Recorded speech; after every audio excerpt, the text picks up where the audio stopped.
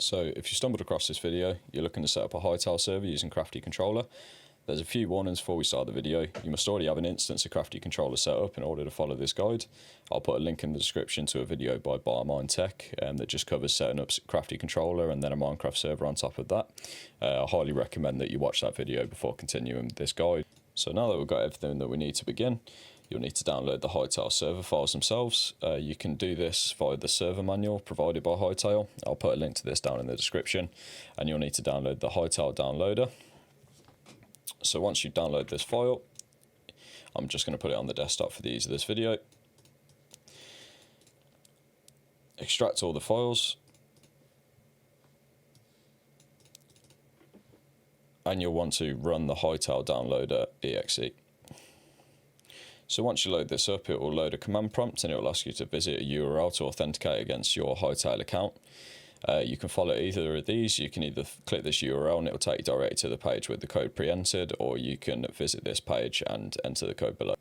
Once you follow the link, you'll be met with the following screen. All you need to do is just press approve and allow this to access your account. This will begin the download of the files. So once the download is complete, you'll be left with a zip file that's placed inside the Hytale downloader folder. What you'll need to do is you'll want to extract this folder. Once the zip file's finished extracting, you want to go across to this folder and you'll be met with server and assets. Both of these are needed to run Hytale and you point towards these within CraftyController itself. But for ease of use through Crafty, I like to drop the assets folder inside the server folder and then zip this folder for import.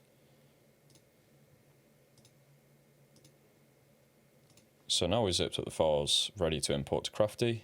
You want to come across to the CraftyController dashboard and go to servers and create new server. And then you want to scroll down and go to upload zip file for server import, and you can call this whatever you like. I'm just going to call it Hytale 2 because I've already got a server set up. And you want to go across to the zipped up files for the server and select those for import. And now you'll want to press upload and let this run through the process. This will just upload the zip file to the server ready for import. So now that we've uploaded the files to our server, we need to come over here and click to select the root directory and then select the server folder here. And then in the server executable file, you'll want to put it as the name of the jar within the server folder. You can double check that by going to the server files and match that name. So you'll want to allocate 8 GB of memory minimum to the server. This is what Hytale recommends themselves. I tend to find I've got a server set up at the moment and it does take between 11 to 12 GB of memory with a few players on. So I would recommend to assign as much as you can. With the server port, you want to set this to the Hytale server port, which by default is 5520. And then you'll want to come down here and press import server. Now that the server's been imported, it'll appear down in the list. Choose your server from the list and go across to the config tab here. And then what we'll want to do is we'll want to change the server execution command. So I'll have this in the description down below. There are a couple of things you may need to change depending on your setup. So XMX is the maximum amount of memory allowed by the server in gigabytes. So in this case, I've got 16 gigabytes as a maximum and XMS is the minimum. And then this points towards the HytaleServer.jar and this points towards the assets folder that we put within the server folder earlier in the video.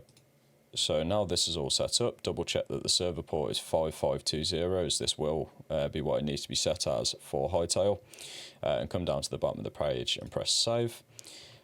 And then go back up to the top of the page and go to terminal and press start. And this will issue a start command to the server. It will pop up with a EULA. Just press yes to this and agree and allow the server setup to run through.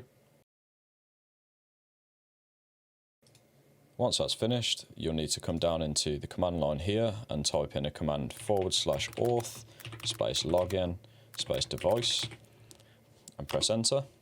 And that will start the authentication for this server. And similar to earlier in the video, the codes are blocked out for obvious reasons, but similar to earlier in the video, you'll need to follow these links and that will then authenticate the server. And similar to earlier in the video, you'll be met with an authorized device page. And once authenticated, you'll see authentication successful down here. Once that's done, the server's all set up and it should be ready for your friends to join. Without completing this authentication, no one will be able to join the server. It will show us online, but it will give you an unauthenticated message. So now that's complete, we'll head over to the game. And just a side note, you will need to enter this command into the terminal once it's been authenticated to make sure that the authentication persists between sessions. So when you reload the server, it doesn't then force you to re-authenticate for your friends to join. And before we continue, just to let you know, you will need to port forward the virtual machine that you're running CraftyController on, otherwise your friends won't be able to join the server. There's a million different videos out there to do this. A quick YouTube search can bring up quite a few helpful ones depending on your model of router. So with that said, you'll want to head to Worlds within Hytale, and then up to Servers at the top. And then in here you'll want to add a server. In the connection address you'll want to put your public IP address. You'll need to send this to your friends as well, and then name the server down at the bottom. So I'll put mine just at the top and I'll just name this test, add the server, and then you can just join the server as normal.